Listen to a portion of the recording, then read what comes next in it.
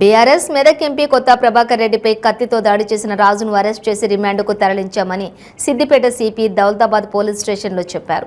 CP మాట్లాడుతూ MP Surampalli గ్రామంలోని ఎన్నికల ప్రచారం చేస్తూ ఉండగా ఈ దాడి జరిగిందన్నారు. ఎంపీపై దాడికి పాల్పడింది రాజు అనే పెద్ద చెప్పియాల్ గ్రామానికి చెందిన వ్యక్తిగా గుర్తించామని చెప్పారు. ఎంపీపై దాడి చేసిన వ్యక్తిని బీఆర్ఎస్ నాయకులు చితకబాదారని అతన్ని ఆసుపత్రికి చికిత్స నిమిత్తం తీసుకువెళ్లడం జరిగిందని చెప్పారు.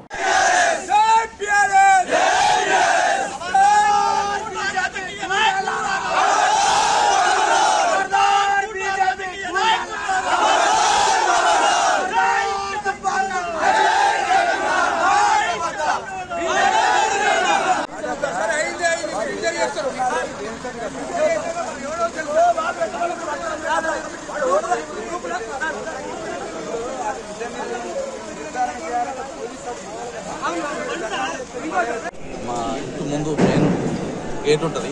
గేట్ దగ్గరికి పోయినాక కొంతమంది విలేజ్లో ఉన్న కార్యకర్తలు చాలామంది వచ్చారు. నేను బ్యాక్ అందరికన్నా వెనకాల ఉన్నాను. సార్ పోతుంది కదా వచ్చింది గౌరవం అని నేను వెనకాల ఉన్నాను. చాలామంది ఫొటోస్ అట్లా దిగుతున్నట్టు కొంత ఎవరు మాట్లాడుతారు. ఒక 2 నిమిషాలు లేట్ అయింది. ఆ లోపే మరి అతడు మా ఎవరు వాసుడో మాకు తెలియదు. ఇప్పుడు అంటున్నారు ఏంటంటే చెప్పాలని. అతని పేరు రాజు అని, గంటల రాజు అని. మేము ఎప్పుడు కూడా అతన్ని చూడలేదు, మాకు పరిచయం కూడా లేదు. అది ఎవరో మాకు తెలియదు.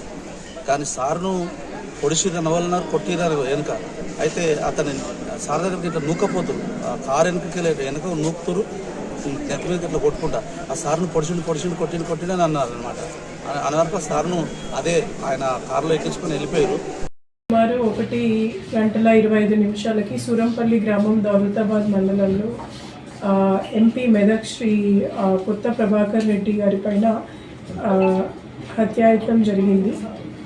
విషయంలో వెంటనే ఎంపీ గారిని షిఫ్ట్ చేసి తను ఎన్నికల ప్రచారంలో ఉండగా ఒక వ్యక్తి ఘటాని రాజు అనే వ్యక్తి చేసినట్టు తెలిసింది.